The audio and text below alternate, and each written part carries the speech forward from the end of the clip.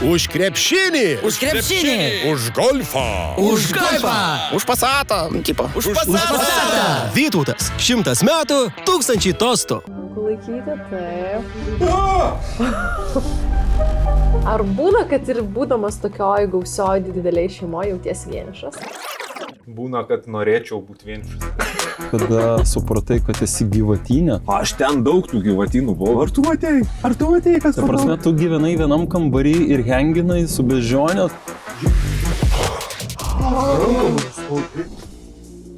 Atsistojam ir iškvepiam.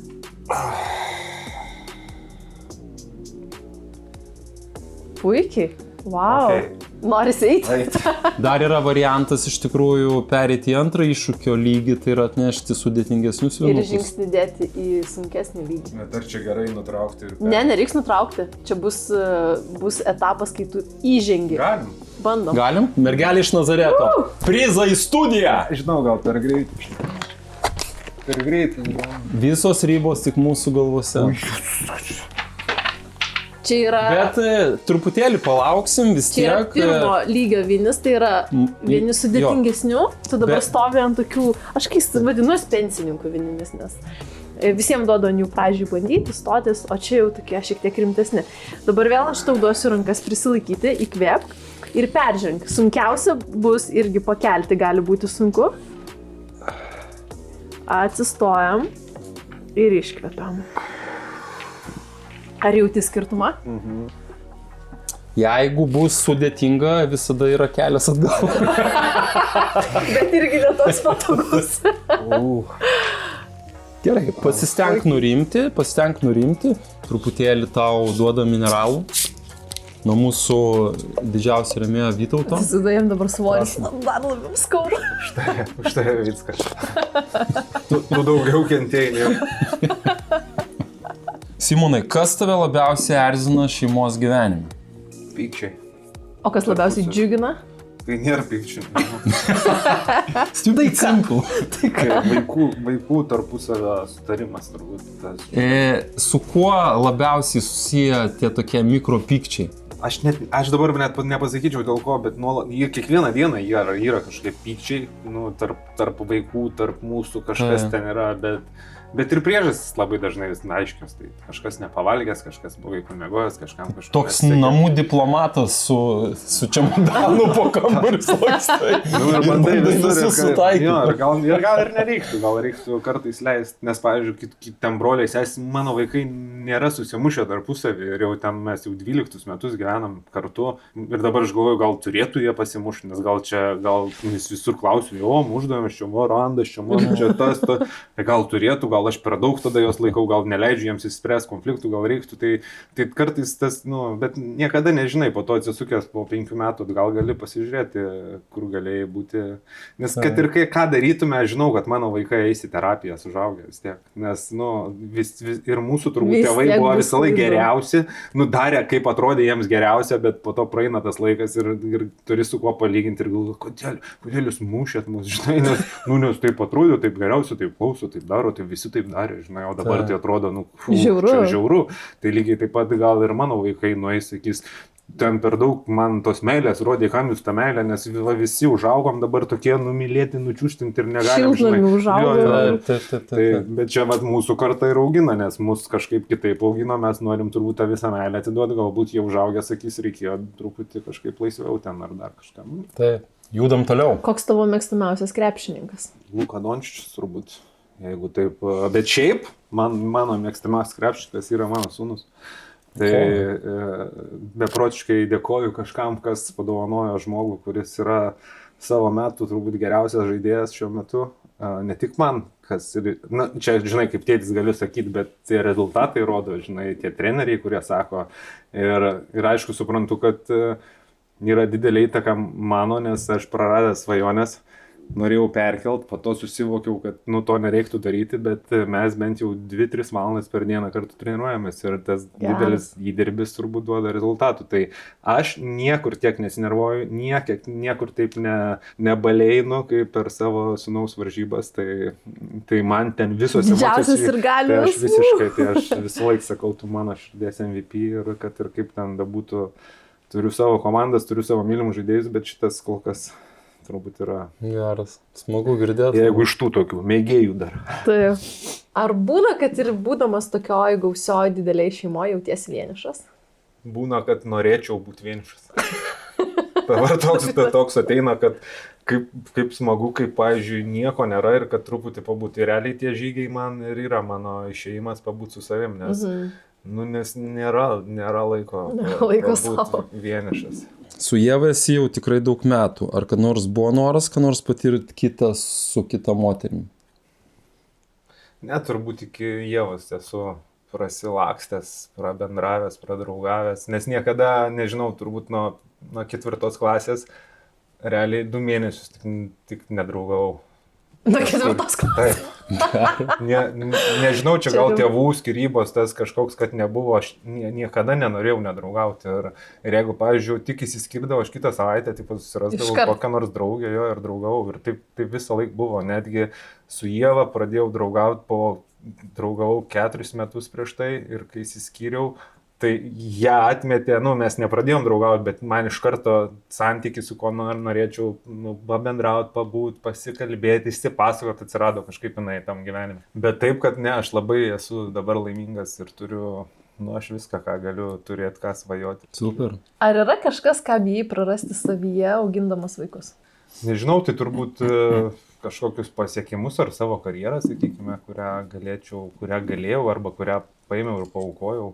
Nes visą laiką svajau, kad būsiu prodiuserinės kompanijos koks nors ten vadovas ir ją turėjau ir labai jinai buvo ir tada, kai atsirado vaikai, nusprendžiau, kad pasuksiu čia ir prasmė bus mano vaikuose ir aš juos auginau ir tada supratau, kad negali vaikuose būti prasmė, kad vaikai tik tai yra projektas, kuris vienas iš projektų ir pamečiau save kaip žmogų siekianti kažko, nes to mums irgi labai reikia, nes kad auginsi vaiką, bet nerodys jiems pavyzdžio, kaip tu kažko sieki, kaip tu turi tikslų, kaip tu juos pasieki. Esam 19 iššūkio minutėje. Mėlynuoja tos kojos. Liko vos 2 minutės, kojos mėlynuoja. Simonai, trumpai, mes tave paliekam dabar minutėj pabūt su savim, užsimerkt, bet visiškoj tyloj iššūkis tęsiasi, tai yra paskutinė tavo minutė, tai tiesiog ramiai pabūk ir tada jau galėsim paklausti tavo įspūdžio po iššūkio. Simonai, 5, 4, 3, 2, 1. Nirvana! Kaip jautiesi? Ar dar nori pastovėti? Galima, tipo? Jau galima. 21 minutę išbuvai. Dabar, žinai, kas gali būti, kad skausmingiau bus nulipti. Tai labai lėtai, po truputėlį vieną koją. Gali būti, kad toks labiau nemalonus jausmas yra nulipti. Nelabai geras visas jausmas iš vis. Nelabai? Malonu labai. Malonu? Nori grįžti? Tikrai jau į galą, nes atrodo, kad net įsiformavo. Bet tu ant tų sudėtingų vinių, tai yra neįtikėtinai. Yra dar sudėtingesnių vinių. Yra vinių dar. Yra dar sudėtingesnių ant vieno. Ar yra vinių mėsininkas? Ant vieno vinės. Mėgsti ekstremalius iššūkius, spausk like, užsiprenumeruok mūsų kanalą ir pasidalink su draugais. Per Delfi TV mūsų laida Du šalti vienas karštas. Ką norėtų matyti mūsų svečiuose, rašyk mūsų Instagram'e. Du šalti vienas karštas. Jeigu nespėjote išgirsti arba pamatyti, taip pat mūsų laida yra ir Spotify platformai. Tavo palaikymas mums padeda kurti pačias įdomiausias laidas. Gerbėmieji, laikinkit, prenumeruokit ir dalinkitės gerą žinią. Čia ateina Zigmas su savo klausimu. Prašom, paklausom gal. Nes kaip žinia, tu kaip ir kiekvienas berniukas svajojai būti profesionalus krepšininkas. Simonai, lakytis dabar esminis klausimas tau. Ar įdėti į krepšinį?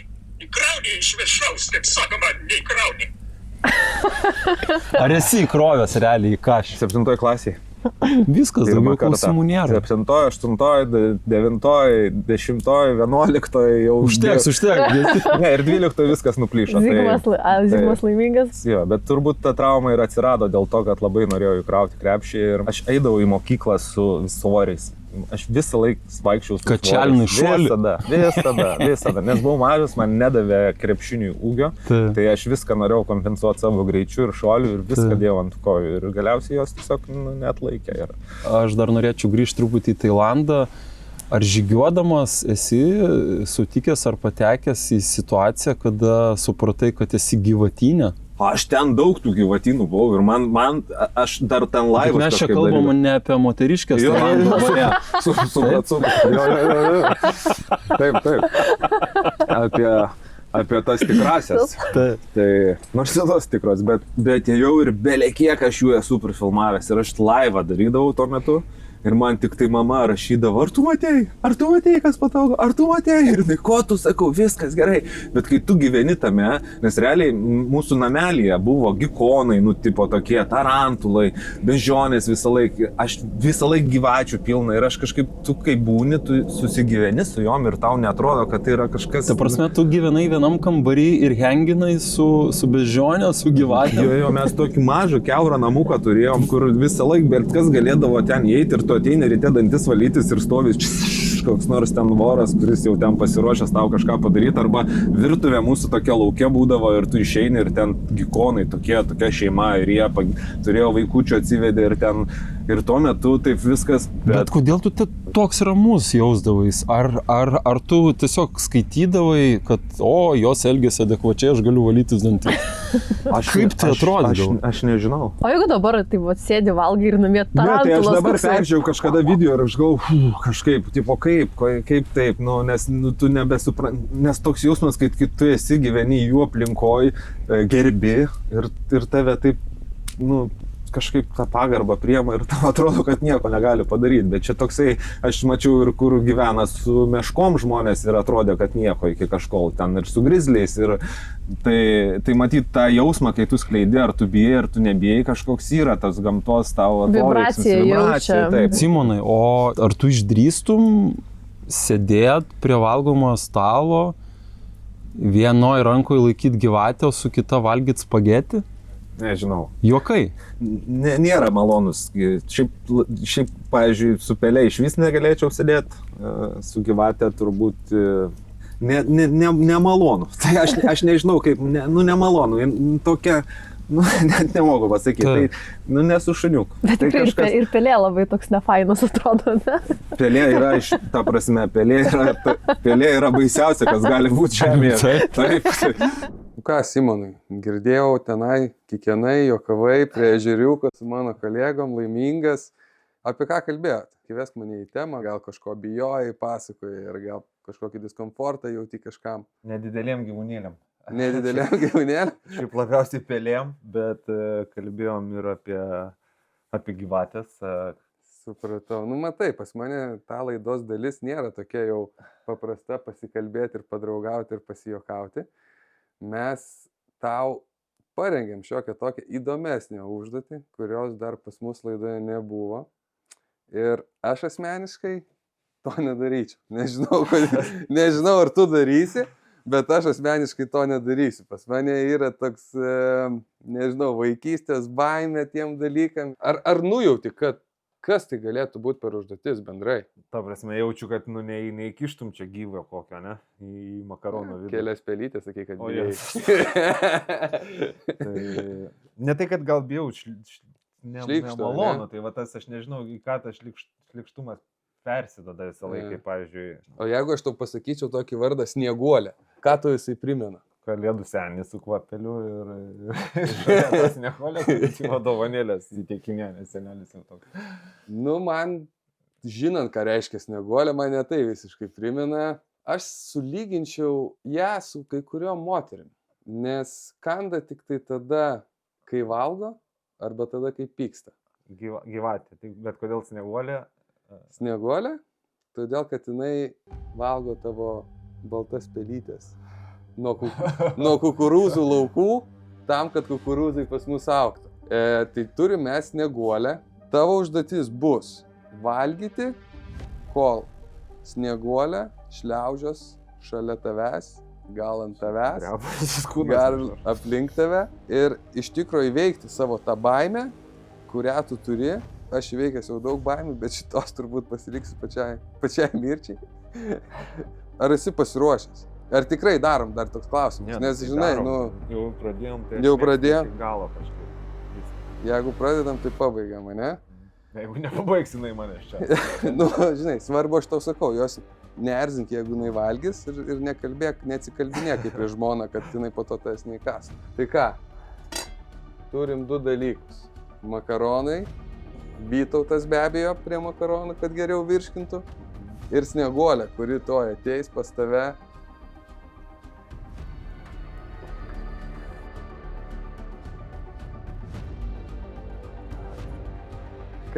Koks jausmas? Papasakok, koks jausmas vis dėlto? Balta raudona mokim, tai kaip žiūrkė. Man rodos, jai patinka žiūrkytės. Tik tai skanauti. Okay.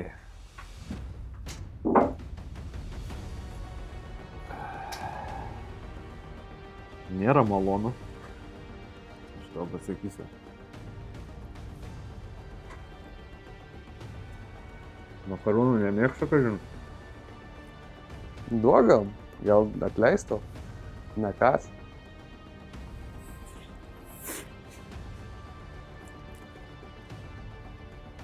Vytautas labiau eini, aš patinku. Galvoju, prisijaukint čia, ką žinai. Galvoju, būt šilta.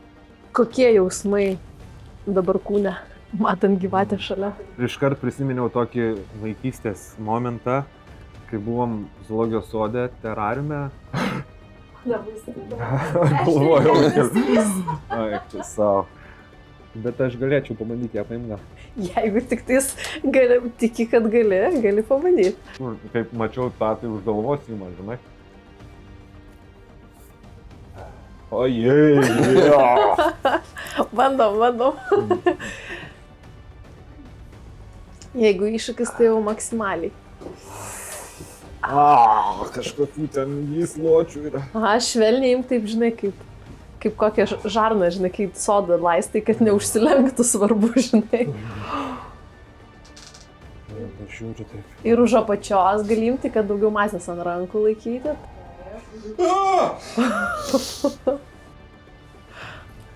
Pabandyk 2 rankom paimti. Bet jai Vytautas tikrai patinka. Jėzus Moriu. Tai pakėlė Vytauto butelį. Primetė, tai taip galvą pakelti. O aš jeigu... Aš jeigu ant kaklo užsidėčiau... Gali, užsidėk. Žinai, tai įsitempė visą. Kaip apykaklė, žinai, bus. Ranką man užspaudė.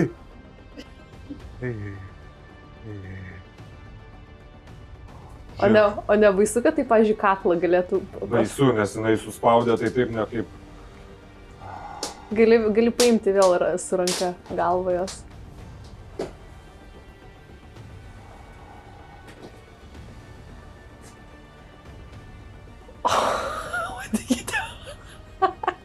Gerai, kad tik sudegyti. Bet to prasme... Jaučiasi? Ką jauti dabar kūne, papasakok? Nenuryjantį, dar makaronas užstrigęs ir... Gal čia ne makaronas, žinok, čia uodegas. Kažkaip pagarbą jaučiu šitam gyvūnui. Nes atrodo 1-2 ir kažkaip... Atrodo, nėra, kad labai didelė, kad kažkaip grėsmingai, bet... Tie trūktelėjimai yra...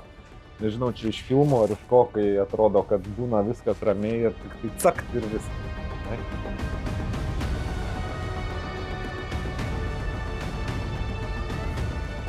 Wow. Simonai, tu dabar... Makaronas primint, žinok, tai jeigu aš toliau tų makaronų nevalgysiu. Ką tu čia iškrėtei, tai man tai buvo neįtikėtina. Kokie įspūdžiai? Baisu ir tas žvilgsnis, aš nežinau, atrodo, tu sako, bukas gal gyvūnas, gyvatė, šiaip. Bet tu kai žiūri tas...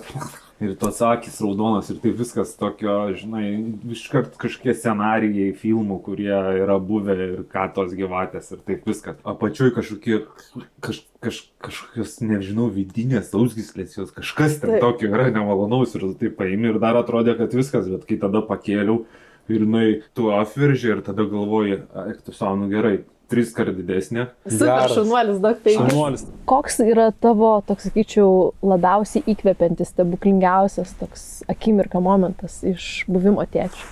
Tai turbūt tas, kai ateina ir sako, tėvelė, aš tai myliu. Nes tėčiu būti yra labai paprasta. 1-2 su mama, gimė vaikas, tu tėtis.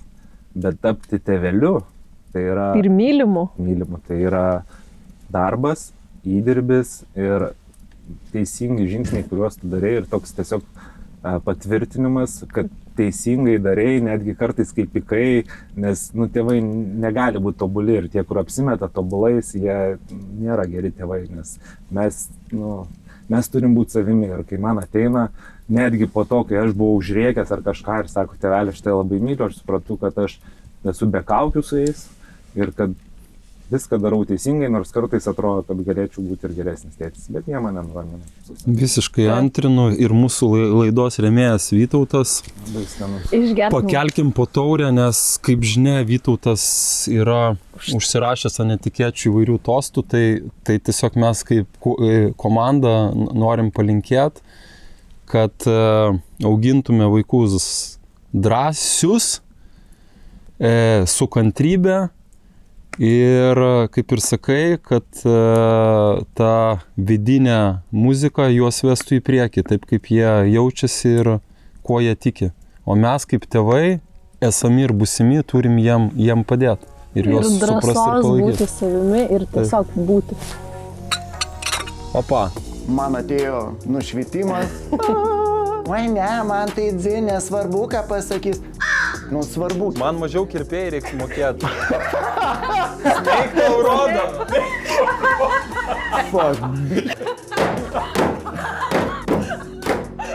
Meksikietis.